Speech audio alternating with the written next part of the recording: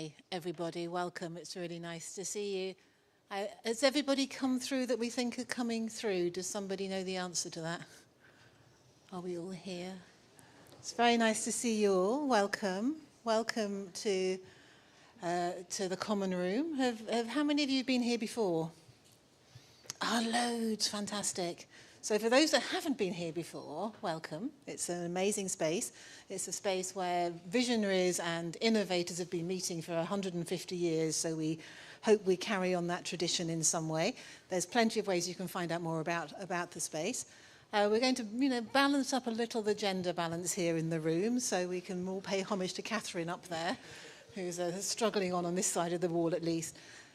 In the corner here, you will see an exhibition from our artists. They will tell you a little bit more about it as we go through the programme now. So welcome. A little bit of housekeeping. Not my house, so somebody correct me if I get the bits wrong. We're not expecting a fire tonight, or indeed a fire alarm or a fire. If you hear the alarm, please leave the building, but amass on the pavement. We know who's here, so we can see who's left in the building if that's the case. If you need the loos, you go out of the room and you turn right and you turn right again. There are refreshments outside, and afterwards you're more than welcome to come back to our space at D6 to carry on the conversations with the artists and with Isolazia and our colleagues here. So I'm going to make a start. Bear with me, there's lots of things to hold. I'll do my best. So it's brilliant to have you here for Regrounding. This is a project that had its genesis in the industrial heartland of eastern Ukraine. Then the Russians invaded. So we spent a little bit of time with our partners reshaping it to bring it here to the engine room of the Industrial Revolution in the northeast of England. So our artists will be responding to this space here, and we'll hear from them in a little bit. This is a programme that has been supported by the British Council's Ukraine, UK, is it in that order? UK, Ukraine season. And we're delighted to have Anna here, Anna Buvnova from the British Council in Kiev joining us today. So if you'd like to hear a little bit more about it, please afterwards come and talk to Anna, and she can say a little bit more about this programme. It worked.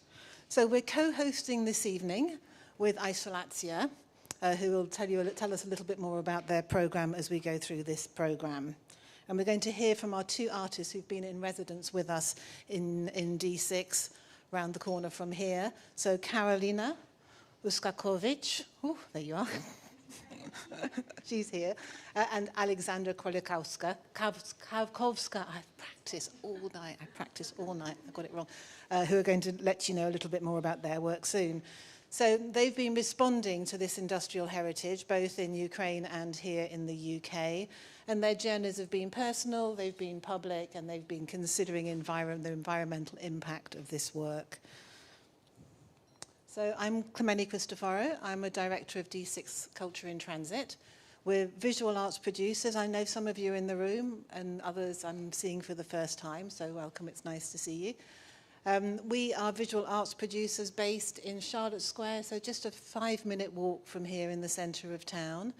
We have a long programme of bringing artists to the region. We've been around for 25, maybe even 30 years. We're based, as we say, in Charlotte Square.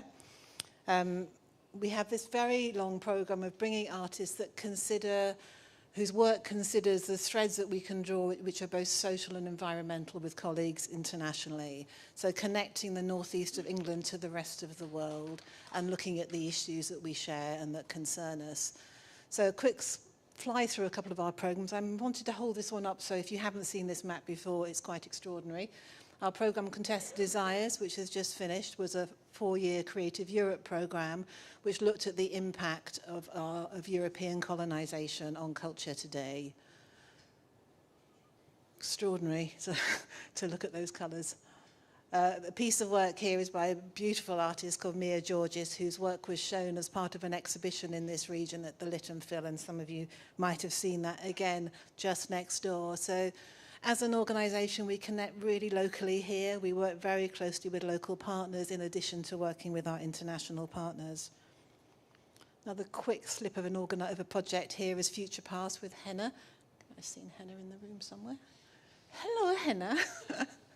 So this project, Hannah's been working with us for a while on this project, and she's been working along Hadrian's Wall. So again, drawing threads between migration and occupation when the Romans were here through to today, and breaking down some of the barriers for access to the countryside. And this is a very beautiful project that Hannah will be completing later on in the year. This was a part of the installation before Christmas.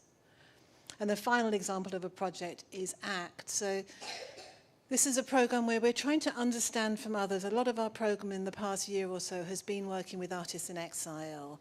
So in the UK, we have refugees, we have those seeking asylum, but as do many, many other countries. So what can we learn from other countries that are working with artists in exile? So here we partner with partners in Istanbul, in Jordan and in France. And just a quick slide there looking at the ACT project when it came to the UK in November, December, and we had a program at the Star and Shadow. This is the worst bit. You've got all these things to hold and glasses that you should probably take off at this point to see what you're doing. Okay. So working in partnership is really key to us. So we began at D6 our journey with Ukraine and with Ukrainian cultural organizations in 2015. And if you think 2015 was just a year or so after the end of the Maidan Revolution, we met some really interesting organizations. We first met the British Council there, and I first met the director of Isolatia, our partner here, Oksana Sarjevska there. So I'm not going to spend much more time talking about us. I'm delighted that you're all here. You're going to hear tonight from other people a little bit more, in a bit more detail than me. And I'm going to now, I think, hand you over to Mikhailo Gluboki. Misha. Thank you so much.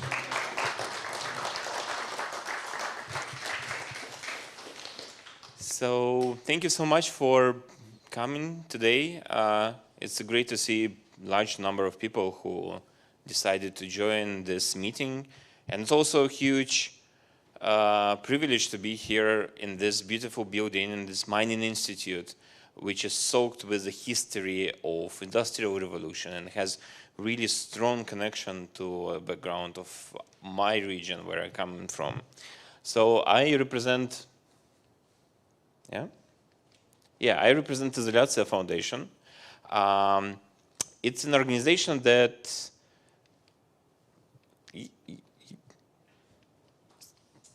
just a second. Yes, organization that was founded in 2010 in Donetsk, in the very east of Ukraine, in an area which is a big industrial region of the country full of different factories and mines. So really similar to history of Newcastle in this region. So it was founded in Donetsk, a huge industrial city, which is more than 1 million inhabitants, which was actually built around big metal factories. So basically the huge steel plant was in the middle of the city, and around the city you would have living blocks built. And this region in general has really interesting history and really close ties with Europe and United Kingdom, because Donetsk itself was founded by a Welsh entrepreneur, and the whole region started really rapid development in 19th century when the industrialization started, and people from all across Europe came there to start their new businesses. So you would have a lot of Belgium capital, people coming from Italy, from Germany, from Great Britain. Everyone wanted to build something new and to start new business there.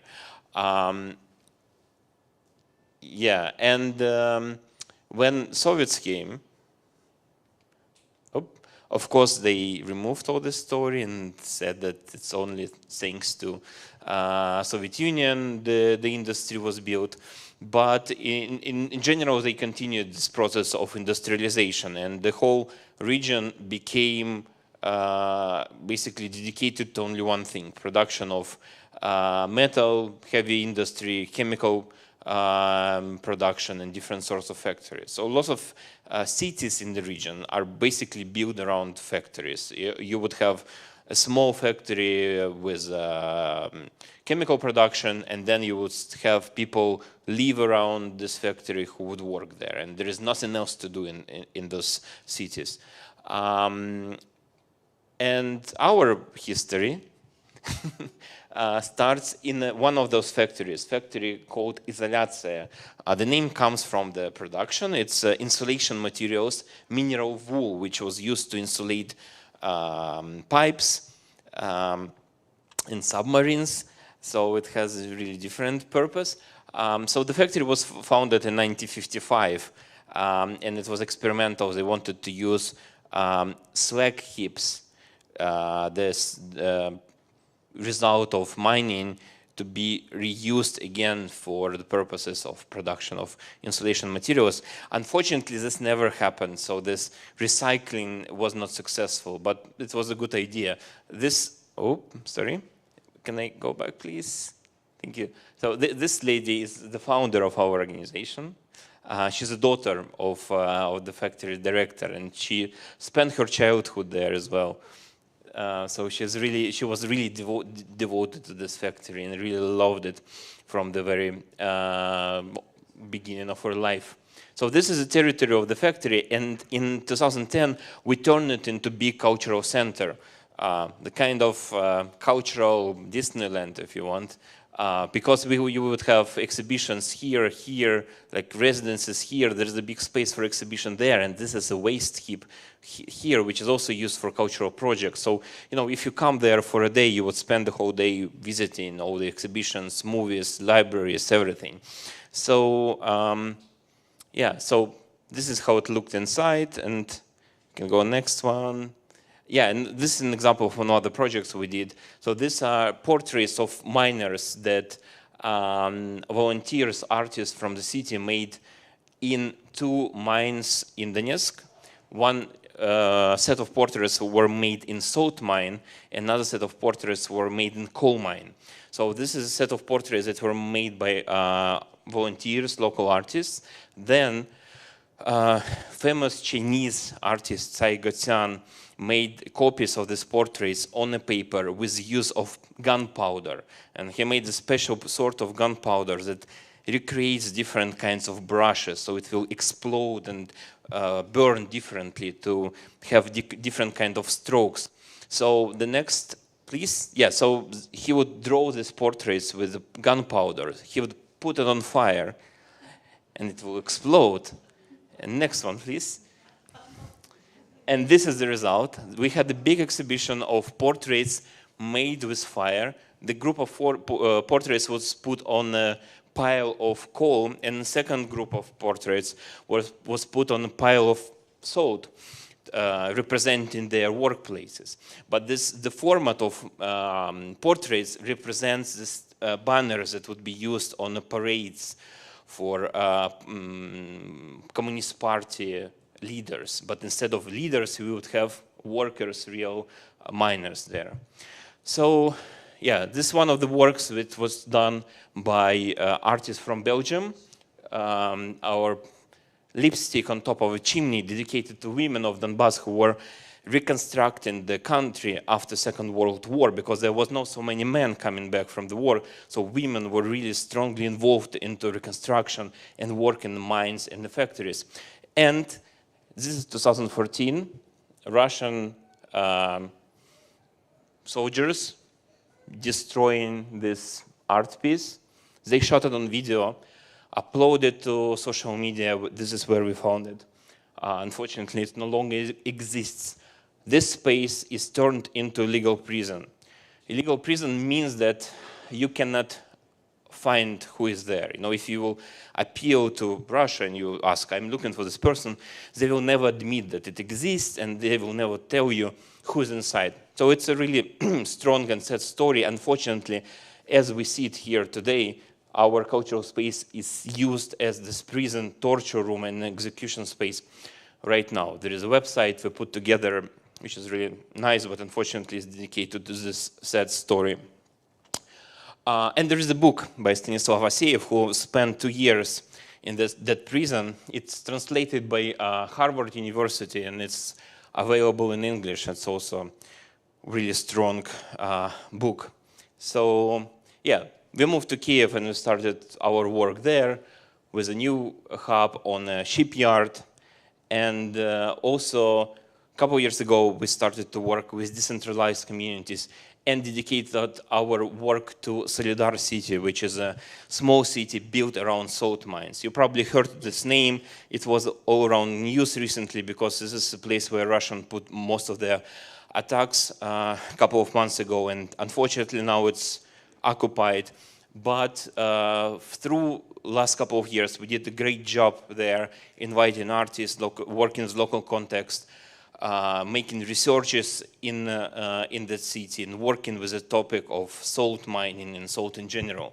And this is how we started this project. Regrounding started as an idea to show to British artists, to British producers, British curators, how we work there, how we work with decentralized communities, how we work with small villages, and what we bring them with our cultural work.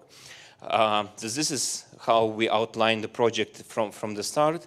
Unfortunately, we cannot go to Solidar now.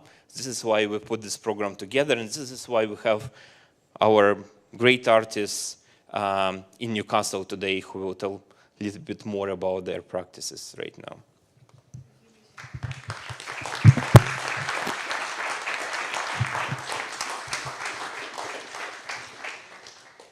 I'm going to hand you over in a moment to Lucy, but just a quick background to who Ludmila Nechai is. So when I had my first visit to Ukraine, we met another brilliant organization called the Congress of Cultural Activists, and met Lucy, who runs residency spaces in Ukraine. So in September, we were lucky enough to have Lucy come over to the UK and stay with us, and she's been our curator in residence ever since. So we're going to hand over to Lucy to introduce the artists. Lucy. Thank you.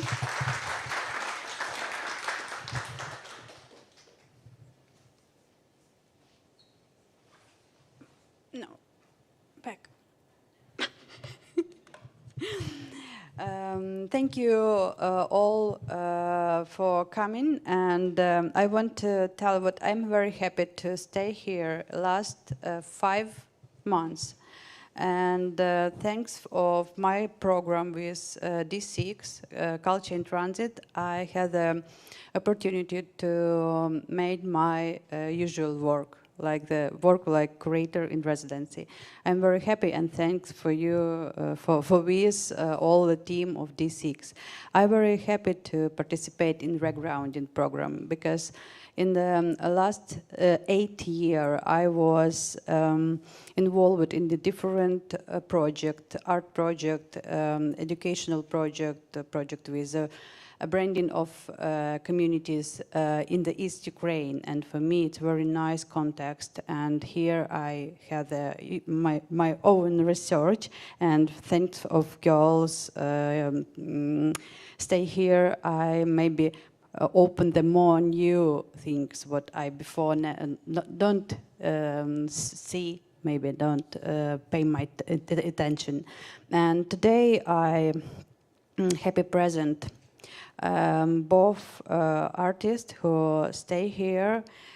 We start in the November one week for small research, and just to meet what is Newcastle, what is this place, what is this context. And they have a few months for preparing to the 1 month working here in D6.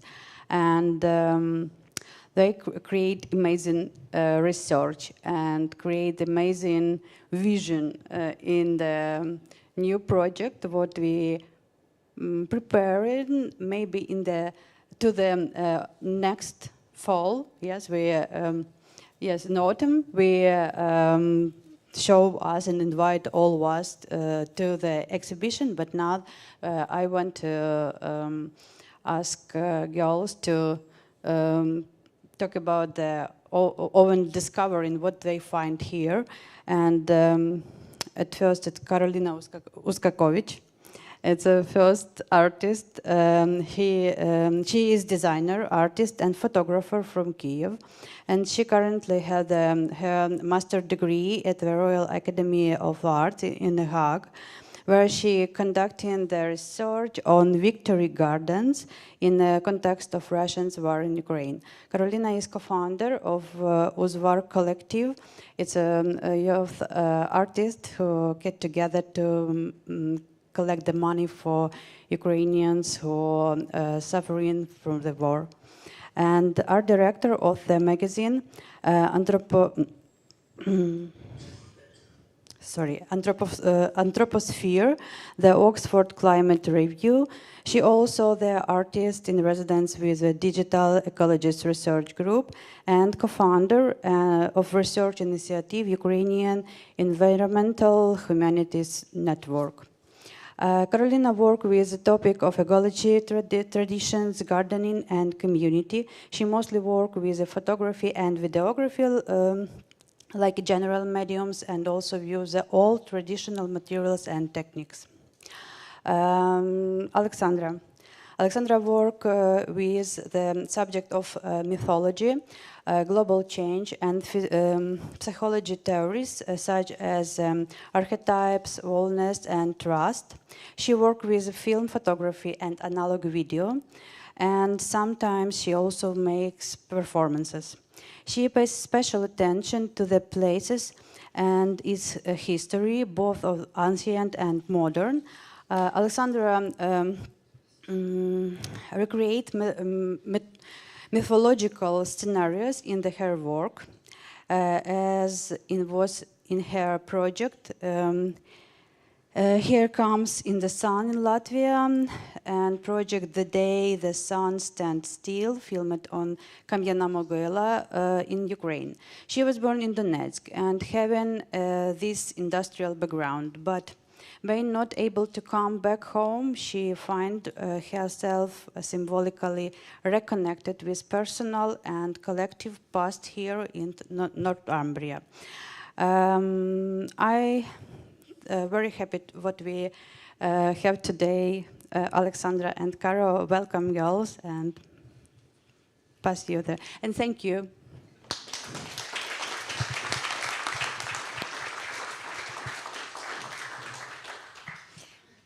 Hey folks, it's amazing to see you here. And before introducing our project and research, we would like to invite you to look at that wall.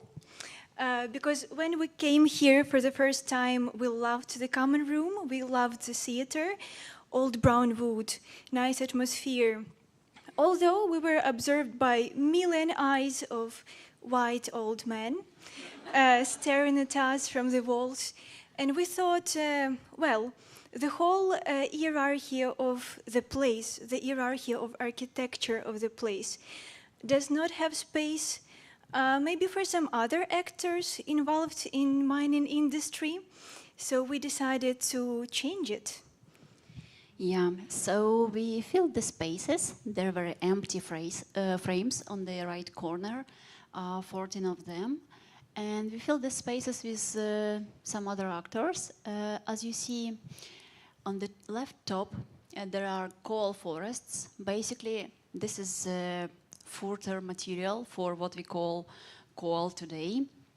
And right on the top, there is a little bit controversial character. It's a bacteria called Trichonympha. It evolved in the stomach of termite, and this is why formation of coal stopped during the Carboniferous period and why another era began. Then you can see the prints of fossils on the rocks. So basically the greetings from the ancient past of those plants who died those days. And then on the right, you see the pony, and on the third row from above, on the left, you see the donkey as well.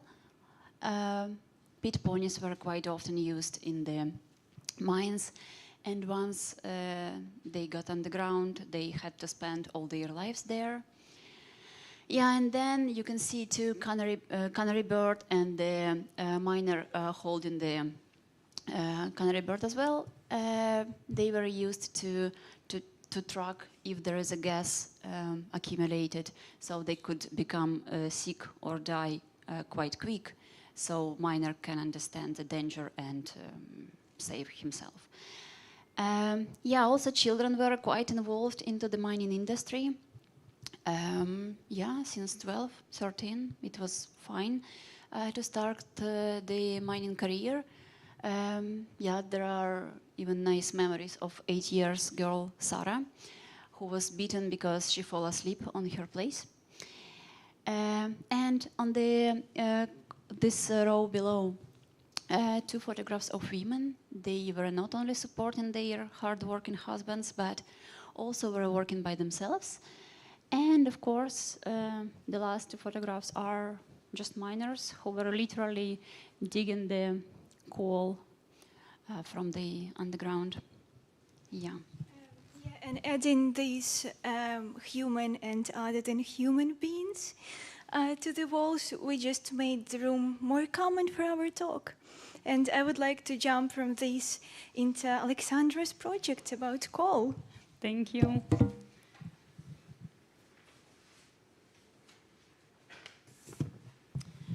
First of all, thank you so much. It's such an honor for me to be here with you all tonight.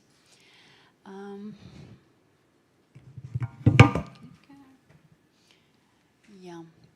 So, as it was said, I was born in Donetsk, in eastern Ukraine, and my grandfather was a miner.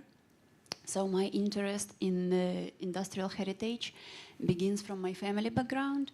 Basically, my grandfather was working he was building the trucks for coal wagons. Quite a hard job, I would say. This is how that mine where he was working looked like. And I was playing there, but it was already abandoned when I was a kid in the middle 90s. And another sport, which is very meaningful for me, is the old slug heap, where I spent lots of time playing in winter and in summers. Yeah, here is a proof of me in my teenage having fun. As you see, winter time or summertime doesn't matter. You can go to the slug heap, despite all the parents' warnings that it's dangerous there. You can fall and you can be burned and so on. Yeah. So, although the mining industry in post-Soviet Ukraine was quite ruined, and this is how the mine where I was playing looked like in 2011. Although, speaking of Ukraine, we were quite, until recently, we were a third largest producer of coal in Europe. Currently, we have 148 mines in Ukraine. 67 of them, unfortunately, are on the territories temporarily occupied by the Russian terrorists. Yeah, and unfortunately, not many of them are private, and some of them, only 4 of them, considered like beneficial. Now, that made me a little bit stuck. What does it mean? Still, speaking of England, you have a different situation. It seems like all the mines closed, but currently is a new mine going to be open in Whitehaven, as maybe you know. Yeah, so speaking of what was driving my research, there are 4 books which were quite inspiring for me. So I definitely will show them here and recommend you to read. And speaking of the places and things that were inspiring, I'll probably start from Woodhorn Museum. I went to see the Pittman Painters exhibition. Honestly, it made me very wonder, like, what if my grandfather would have an opportunity to study art within the evening school after his shift in mine? What kind of paintings he would create? Unfortunately, it never happened, but it's nice to think about it. Yeah. I went to the Blast Beach. We don't have any such thing like sea coal, Our coal in Ukraine is quite deep. There is nothing to be washed out so easily by the sea waves. Yes, and of course I was here a few times in the archives of the common room, and I was given even the Davis lamp for my project, and I was able to touch the fossil prints rocks by myself, so I'm very thankful for that. Yeah. So here in Newcastle, I've got a chance to some sort of get symbolically reconnected with my own past, with both personal and collective history, and yeah. No. Yeah, as it was said, I am very interested in mythology and cyclicality of the nature. Oh, I think.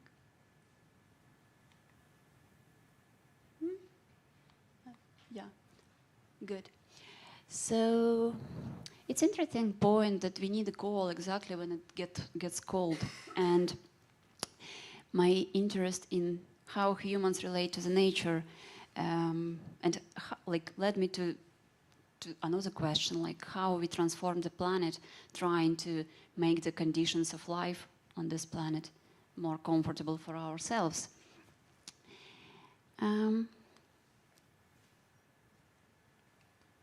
Yeah, and yeah, and that made me think about the work of miner itself. Like, what is that? What is this journey? What is this work that miner has? This relations to the nature when digging the earth in order to get something of it. What is that? What kind of relationship is that? And yeah, George Orwell, in his brilliant novel Road to Vegan Pierre, wrote that in the metabolism of the Western world, the coal miner is second in importance only to the man who plows the soil. But it's a strange thing. Like we are not used to take coal as a gift of nature, or we do not really decorate the table by putting coal within the dinner, right? So, yeah, I was continuing to question, what does it mean to go in underground? And since I mostly work with mythology, it reminded me the concept of katabasis, a Greek idea of a hero's journey that when it's taken, it is transformative thing itself that usually changes the course of history, and usually a hero goes to the underworld in order to get something, or to rescue someone, or to get some treasure. Yeah. So when the seasons change, we definitely need to get warmer in our houses. And it all reminded me of the myth of Persephone. So as you might remember, this Greek old legend about how seasons change, that Persephone was abducted by Hades, and has to stay with him in his dark kingdom underground for half of the year. And yeah. So I was thinking, what can I do with that? And using the medium of photography, I started to work on the series of photographs, still life photographs, using the common objects from daily life. I'm placing the coal and its related things among the fruits and flowers. So the objects are saturated by its mythological and symbolic meanings, as well as connected to the idea of getting something out of the earth or going underground. For instance, what offerings would be needed to bring Persephone, the queen of underworld, when one goes underground to get some black gold? So what if the miners would have mythological thinking and looking at the global warming situation? I wonder, maybe Persephone is not spending enough time with her husband Hades underground. So also, since most of the miners were quite proud of their job, which was very hard, how would the still life image of the miners' lunch look like if their wives would complement the table by putting the coal to the dinner? So yeah, I also choose the still life. Still life concept because it was considered like second-rate genre, quite low in the whole art genres hierarchy. And exactly when the coal industry was in its peak of development, still life as genre also changed its goal, I would say. And from depicting everyday's pleasure, it started to be a way of analytically understanding things. So usually depicting inanimate objects and gifts of nature, still life was called to reflect on life's hidden and temporary beauty. And I cannot find another thing being hidden so well as the coal, honestly. So, yeah, I will continue to work on this series in Ukraine. I want to add more objects of daily life of Ukrainian or Soviet miners, because they are quite different. We have different lamps and helmets, but the coal, I think, quite similar. Yeah, so this is the project I will continue to develop. And another branch of my research went to a little bit another direction. And so on the left side, you can see the coal forest. Basically, so during the Carboniferous period, what happened? It was like massive carbon cycle experiment, and all these plants were sucking carbon from the atmosphere, and by not really fully dying and decomposing themselves, they were storing this solar energy in themselves, which now we are able to use, which we were successfully doing for the last 200 years. And yeah, but now we are moving carbon into the opposite direction. So basically burning it, today we are sending it to the atmosphere. And yeah, so here is a quote of Rebecca Solnit, Orwell's Roses, a book I showed you before. Think of Carboniferous as a 60 million year inhale by plants, sucking carbon dioxide from the sky, and the last 200 years as a monstrous human-engineered exhale, undoing what the plants did so long ago. And here is a very draft, but you can get a glimpse of the video project.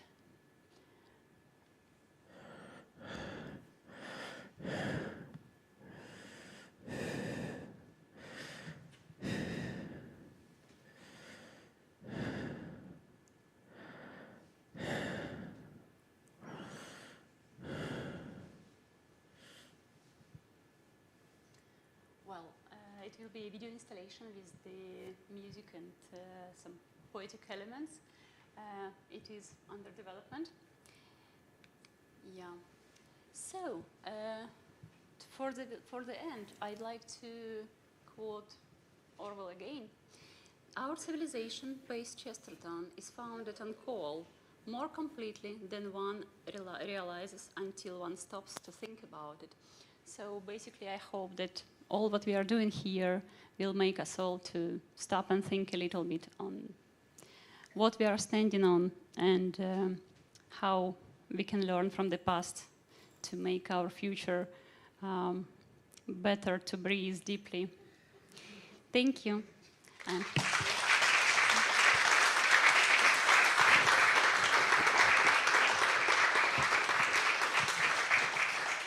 And floor is for Carolina.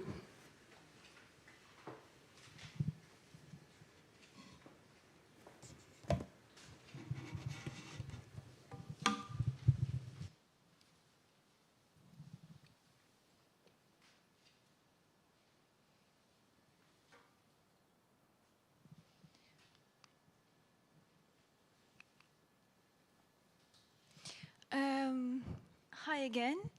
I would like to start from the project that became a beginning of my whole research.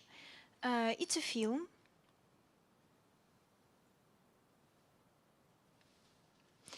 I grew up with my grandmother in the city in the central part of Ukraine. We love each other. We're absolutely in love with each other. We have quite strong spiritual bond. My granny's name is Zoya. She's a pensioner who lives quite sustainable rural life in Ukraine, and she leans toward conservative ideas. And I'm that person in a family who moved abroad, started studying art, and nobody knows what I'm doing.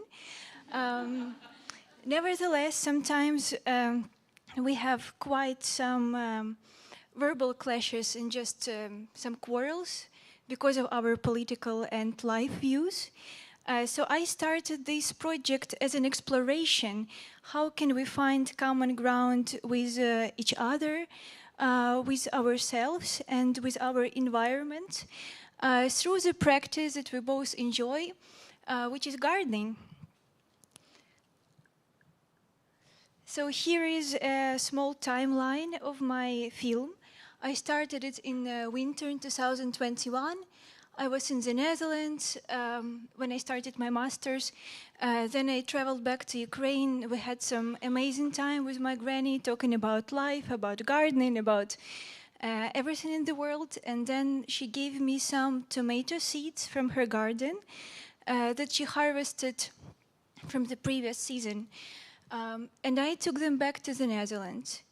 We had to start gardening together in spring 2021. I would do it in the Netherlands, she would do it in Ukraine with her garden.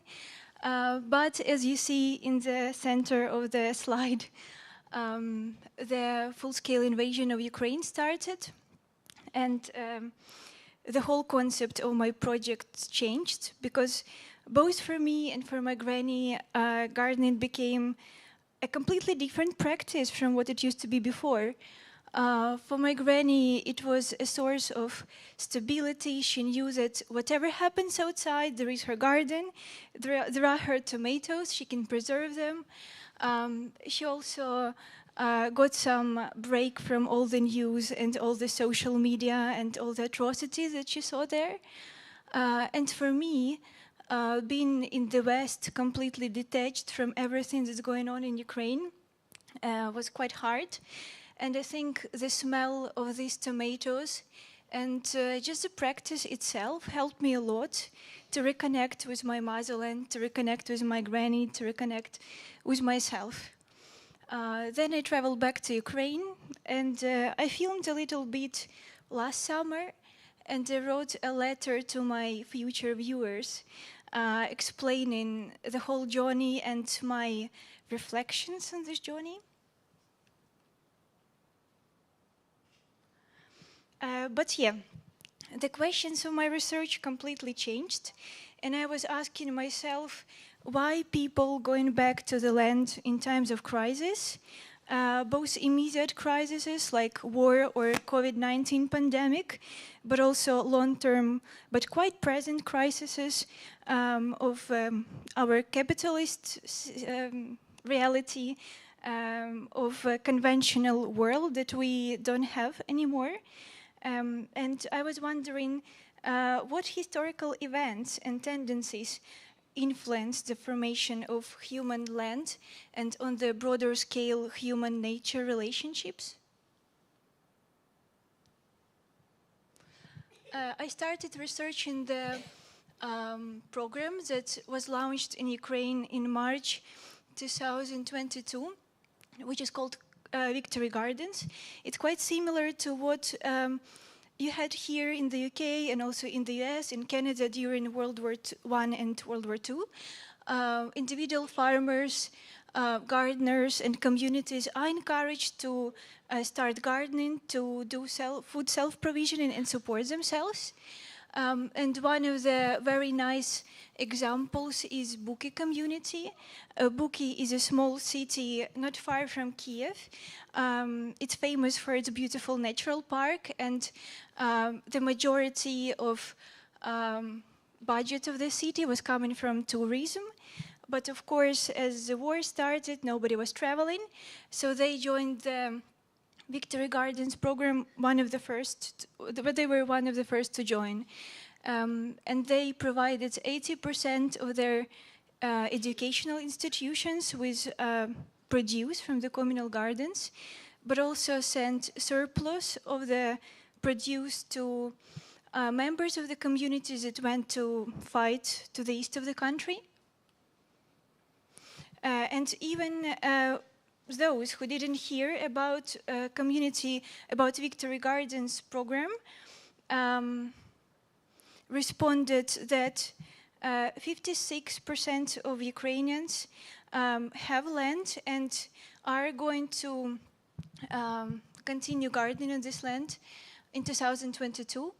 9% said that they don't have garden, but they're gonna use their friends or relatives' land plot to participate in food self-provisioning, and 8% said that they have garden, but they're not planning to do any gardening in 2022. Sorry, I didn't mention, it was a questionnaire from independent sociologist group Rating. It was conducted in April.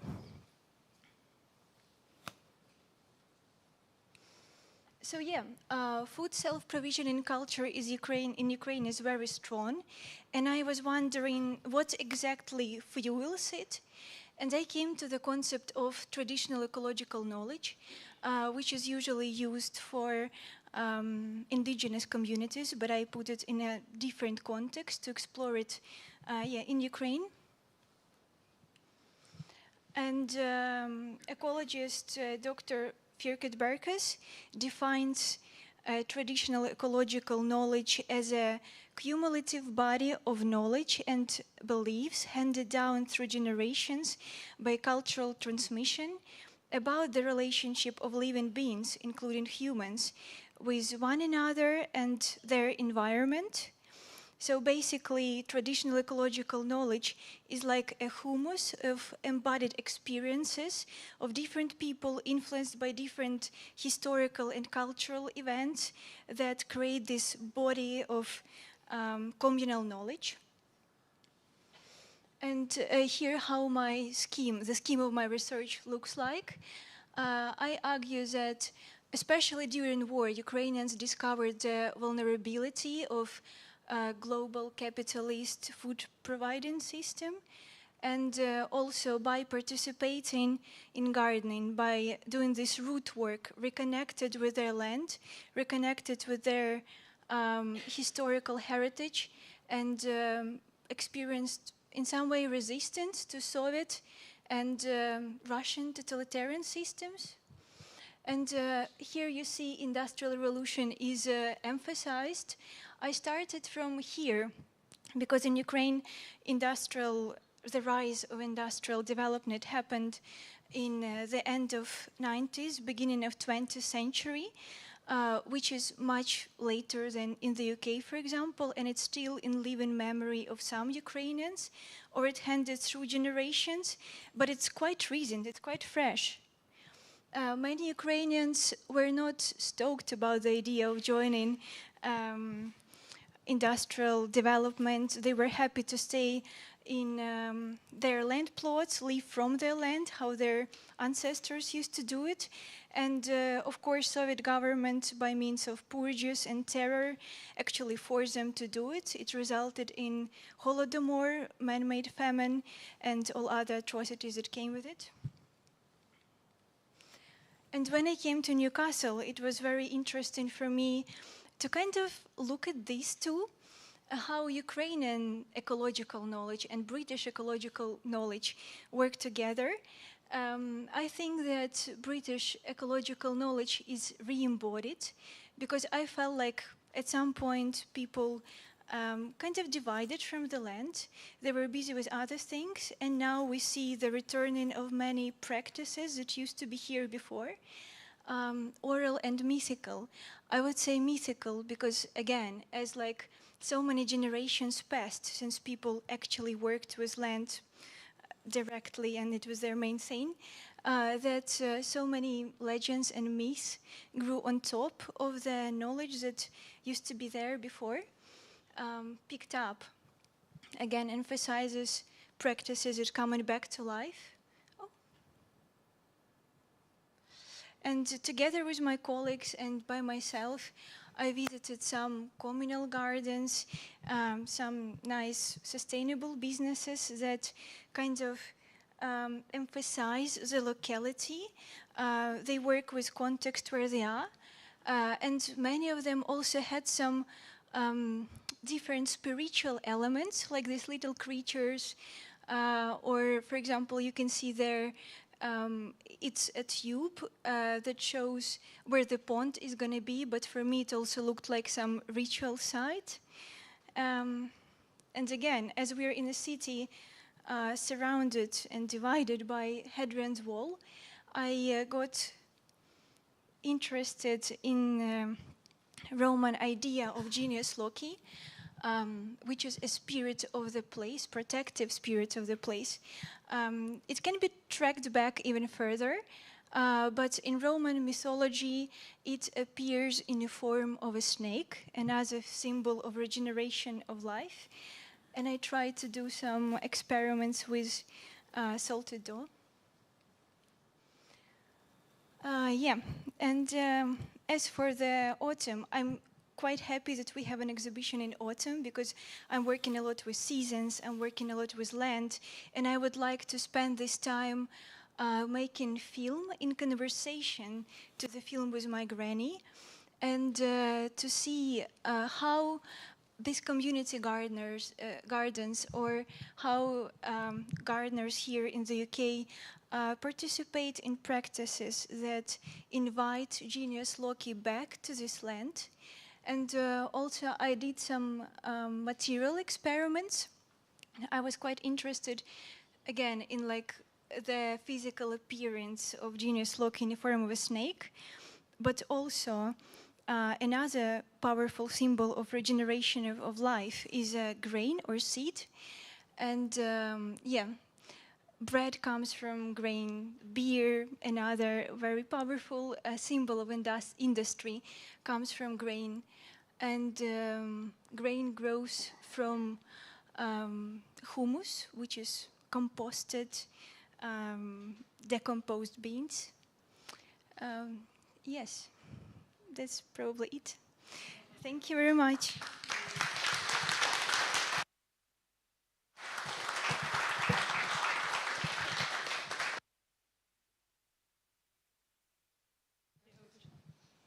Yeah, and one more thing that we'd like to add is that we already showed you the piece we done together with Carolina, this intervention. And another thing we are going to do before the exhibition opens here in November at the New Bridge Gallery. During the next 8 months, we are going to immerse ourselves into the exploration of grounding techniques. So grounding, as also called earthing, is a therapeutic technique that involves doing activities that ground or electrically reconnect you to the earth. And this practice relies on the earth and science that electrical charges from the earth can have positive effects on your body. And yeah, you've heard the name of the project. And following the recommendations on the published in the Health Life magazine. First link when you Google it, what is regrounding? Yeah, we will be using different ways to ground our bodies to the earth, to the place where we are. And the technique called grounding, but in our case it will be regrounding, because both of us will be doing this not in the native cities, not in the native places. Carolina will be doing this between Newcastle and Hague, and me between Kiev and Helsinki. Yeah, so this poetic nature engaged interaction will obtain a form of poetic of video conversation, which you will be able to see in November, I hope. Thank you.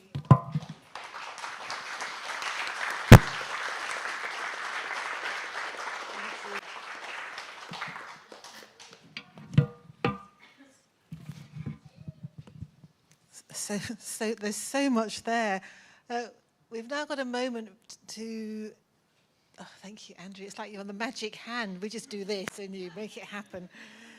Does anybody have any questions for the artists? There's so much richness there of what you've been doing and so many details. So come and take a seat here, please. Misha, will you join us as well, please? And Lucy, if there are questions that people might have.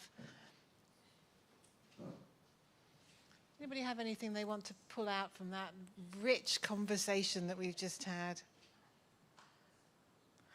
I just want to know what happened to the tomato seeds. They grew up in beautiful tomato plants. And I came back to Ukraine. I came back to Ukraine last August to stay with my parents for months. So I gave my plant to my friend from Mariupol, who now lives in The Hague, and she brought her mom to The Hague. It was huge event for us because her mom couldn't leave for a few months. So they continued my thing. They continued growing my tomatoes, and then we ate them together. Little yellow ones. Thank you.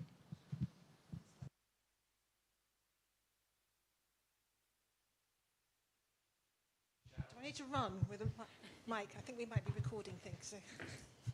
Thank you. No, I mean, we've all watched the horrible news over the last year, and I just wondered how the invasion of, as you say, the Russian terrorists has affected this work. I mean, is this work that you would have done anyway, or has it been much changed by what's happened over the last year? Is it a question for both of us? Any of you? All right. Well, for me it's a little bit tough question because I was born in Donetsk, but I left it when I was 17, and I left it exactly because of its industrial heritage. It was too grim, too dark, gray, and depressive for me there. So I left, and I started to live in Crimea, in Sevastopol, and but in 2014 I had to leave. So I went to Kiev. Well, no, I went to Donetsk first. I saw the Russian tanks twice for that spring.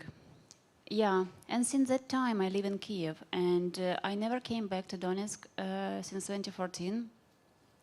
I don't have access to my archives, to my apartment, to my everything, and so yeah, I used to think that I will never get it back, but I think I'll get back the land, Donbas itself.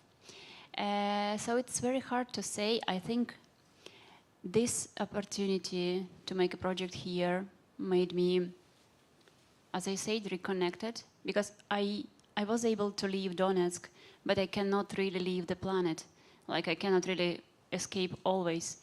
And for me personally, within this full-scale invasion in February last year, I just realized I don't want to move. I don't want to migrate. I don't want to escape a third time. I'm too tired of it. So, yeah, I don't know if I answered. I think we wouldn't be here if not all right, because British artists would be there in Solidar doing work there. But yeah, war changed a lot of things. But I think the only thing that accelerated is spreading knowledge about Ukraine, developing our culture. I think as for Russians, it's just going downgrade. They don't know who they are. They don't know what they're doing. And we know who we are. We're rediscovering that. We're remembering who we are. If somebody forgot, now everybody remembered. And we're spreading this knowledge around, which is super cool and nice. Thank you. Another question up here somewhere.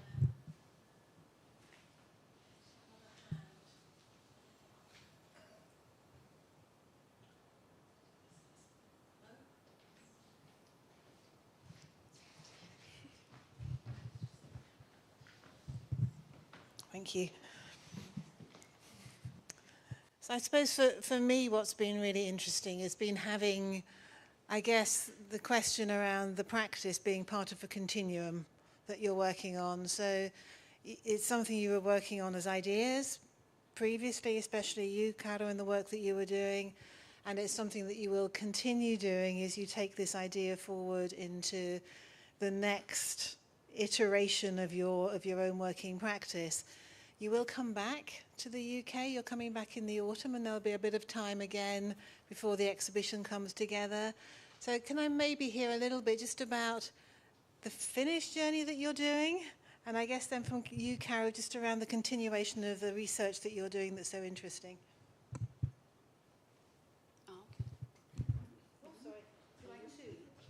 We have two. Don't worry. Well, in my case, I have a certain plan. I mean, I plan to continue to make this photo series I've started. It must be filled by more Ukrainian stuff, I feel, because like the pits were connected between themselves underground. In the same way, things are connected. I mean, exploiting and abusive attitude to the earth in mining industry does not differ much in England or Ukraine. Yeah, so I will continue this photo series, and also I plan to go to a slag heap somewhere in Ukraine. You do not have anyone. I was a little bit upset, but you've done a really good job regarding dealing with all the sequences of the mine industry. Yeah, so I plan to go to the slag heap in Ukraine.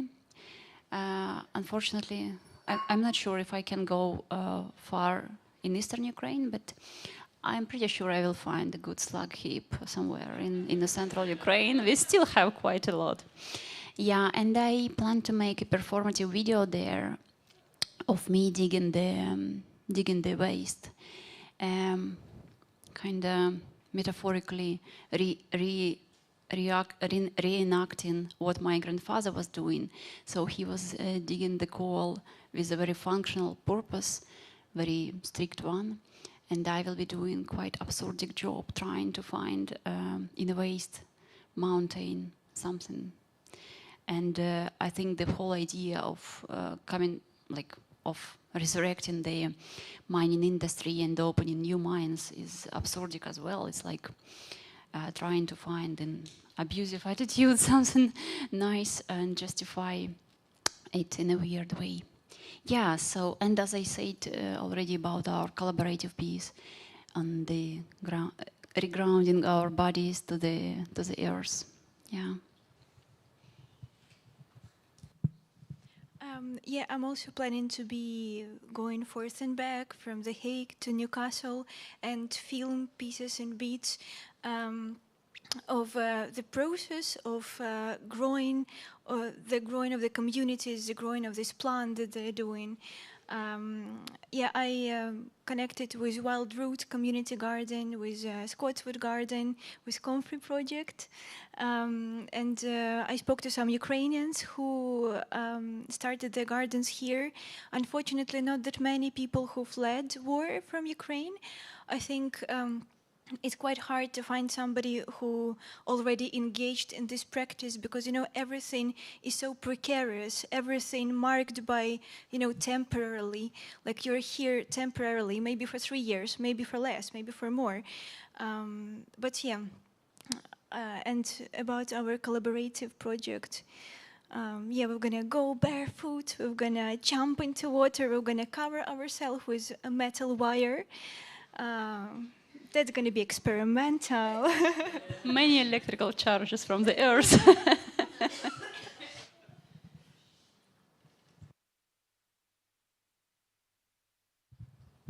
Yes, here and then here. It's just in response to your slag heaps. There's still some slag heaps. Some quite local. Sorry. Are they visible? Yeah, there's a big slag heap between Leamington and Newburn, which is like that way west of the town, but it's also been covered with trees and grass, so it's been kind of reclaimed, but you can still see the earth is black. You know, you can still see, you don't have to dig very far to get it if you're interested. Cool. And then something else that you said just towards the end, you were talking about learning from the past in order to understand how we deal with the future. there's a saying on the Durham Miners banner which says, "The past we inherit, the future we build." And I don't know if you managed to get time to go down to the Durham Miners in Red Hills and sort of speak to people there, but they've got a rich history there as well. Well, regarding this slag heap, why I haven't met you before? I was asking people here at the common room, and I was asking people working at the Woodhorn Museum, and everyone I've met, like, is there any slag heap? Tell me. And yeah, not really, but maybe very old that you cannot really see from the first glimpse. Yeah, but I should write it down maybe next time. Yeah, because I'm leaving next Monday, already heading to the Kiev back.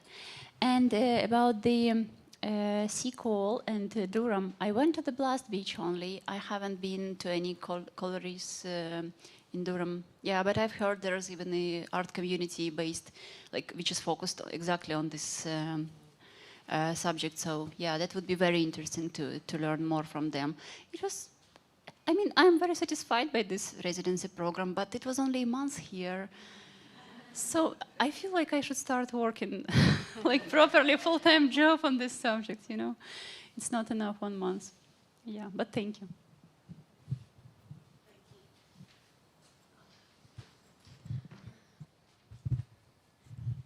Thank you very much for this amazing journey. I used to be a researcher in my normal Ukrainian life, but I never thought that it's possible to put together researches and arts.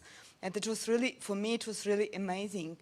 And I'm quite far from gardening, sorry, but I'm much more closer to coal mining because I used to work with coal mining local authorities in Ukraine. And you know, you were talking about abusing attitude towards land and how humans treat land. But for me, your pictures are so nice and so amazing. So I'm just wonder how you plan to stress this abusive attitude, because it's just a piece of art for me. Well, you know, this is maybe like in this Vanitas still life paintings when you put the skull onto the other objects, and you don't really want to see skulls everywhere, right? But on the painting it looks quite nice.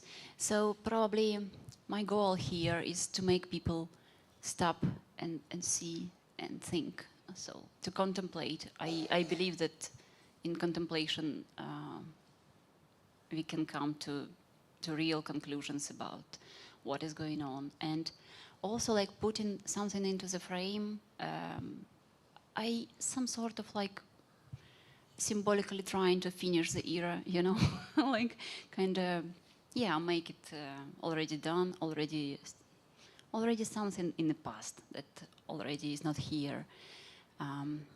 Yeah.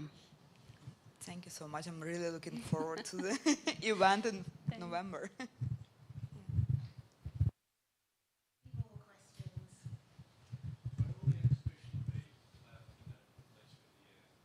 The exhibition is going to be at the Newbridge project. We're going to let you all know about it.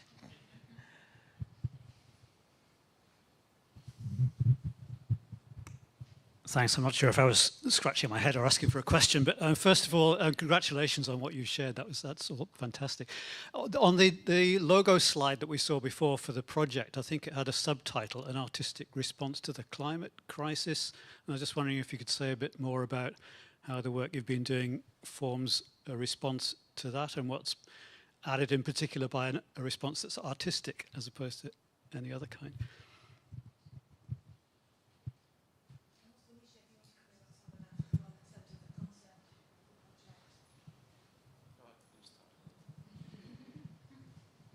Well, I'm working with gardening and food self-provisioning, and I think that's already quite a powerful response to ecological crisis, especially being acquainted with the context of the Netherlands that provide all Europe with this like plastic food that is grown, you know, like on the walls or like on fish poo.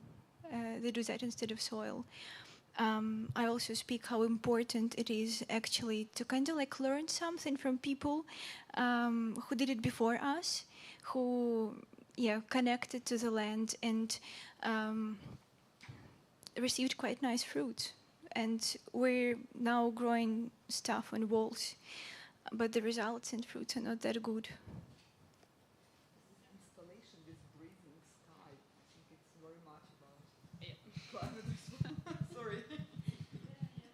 Yeah, thank you. I mean, how can we move forward if we are not really aware of what we were doing before and what kind of result it brought to us? And well, coal is the most polluted fossil fuel, and it may be only seen that in England is already done, and it's a kind of already the common room instead of the mining institute. But the new mine is going to be open here, and I would take I would keep my eye on it. Honestly, I don't really like this tendency. I mean, I cannot really help here. I have many mines in Ukraine where people are working more hard, solid questions. But yeah, I think that bringing more attention to the subject, that it's not in the past yet, must help at least a bit. We deal with self-awareness after all. Yeah, well, for our organization, topics of climate change and environment have been really important from the very beginning, because we started to work in the region with a huge decline of industry. So, even in 2010, 2012, it was full of abandoned mines, factories, a lot of polluted land and things like this. So we wanted to use means of arts and culture to reach people, to explain why it's important to look at this and why it's important to do something with this.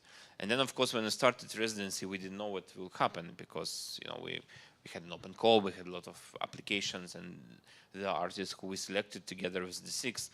But we look at the artists as the pioneers, as the people who in avant-garde of change in society, because they can talk to people, they can show what's important, they can show the future and how it can be made. Lots of artists are building beautiful utopian images, then us average people are picking little bits of them and incorporating this in our lives.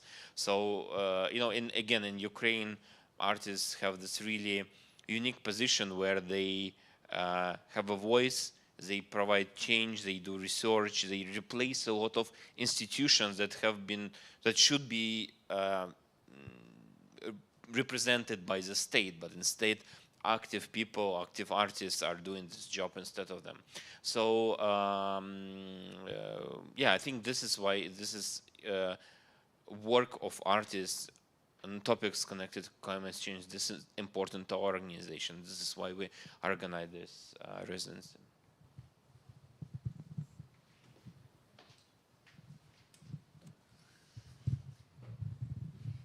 Thank you. Yes, Roz. I was just wondering what opportunity there might be for this work eventually or at some stage to be seen in Ukraine. And also, could you talk a bit about the significance, if you see there is significance, in this kind of partnership for the cultural scene in Ukraine? Thank you. Well, yeah, I will probably answer this. First of all, of course, it will be really important to have this presented in Ukraine. And just a couple of years ago, we decided not to work in Kiev, in the capital, instead start working in smaller communities around the country. And this is where it's important, and this is where we are making real impact. So obviously, when the war is over, the topics of reconstruction of Donbass, of the east of Ukraine, would be extremely important. And we want to, this reconstruction to be done not by big industrial. obviously this will happen. Big developers will do this, but we also want the voice of artists and the voice of communities be heard into this, so that people will have this participative practices. They will ask people what they want, and this is frankly what we've been doing for the last couple of years. You know, we did a big plan of reconstruction of Solidar, for example, and people are really strongly debated local authorities on what they want and what in reality local authorities are doing, which is really big change in Ukraine. You know, during long 80 years of Soviet rule, it was impossible to influence any decision done by government. So people were really, you know, they lost their energy. They didn't wanted to propose anything to the government because they knew that no one will listen. And this is something that we are fighting with. So representing this kind of projects also will build a new perspective and also put an accent on what is important, how their construction should happen, what we should do in future with the region. And of course, this kind of collaboration with Newcastle, with north of England is really interesting, really important, because as I said at the beginning, the change that already happened here is huge, and it's really different from what's going on in Europe. You know, in European Union, in Germany, for example, and in Belgium, they are using factories as museums. They have this process of reconstruction of old industrial spaces into cultural spaces. And instead here, they are demolished. There are parks built instead. Like, thank you so much for the tour around land of coal and iron, and it's a beautiful place. And you know, there is a lot of place to argue what is better, but still it's really important to know about these approaches, how they work, how they influence people, and this knowledge we'll take to the east and we'll use for reconstruction.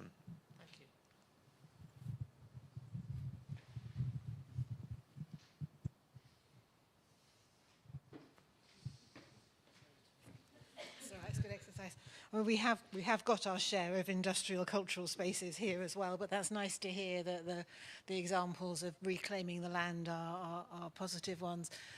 Is there anybody else who'd like to ask another question? Okay, well, on that note, I'm going to say is there any wine left outside? Or is that gone? There's some out there still. Okay. So you're welcome to stay for another glass of wine here. We are going to go, some of our team are going to go back to D6. I think you all know where it is. If you don't, come and ask one of us. Can we have the D6 team put their hands up? Obviously me. Anybody else? So you can find out where we're going. We've got some beautiful catering done by some of the Ukrainian community who are living in the region. So it's essential that you come back and you test it with us. It's there. We'll go prepare it. Please come back. Can I say thank you so much? Thank you so much for that interesting journey. You know, intriguing having you with us. 1 month isn't enough. And, you know, it's just not enough. It's not enough. But, you know, we're glad that you're coming back. Oh, something else I was going to say that's completely gone. Oh, yeah. So you will be back in the autumn. The exhibition will be at the Newbridge Project. There will be an opportunity for you to present your work at the Ukrainian Institute in London as well. So delighted that you're going to have a public display. Please follow the project. Keep in touch. We will invite you when the moment comes. But for now, thank you so much. Hang around and carry on. Thank you. And thank you so much. And thank you so much, Kriminit.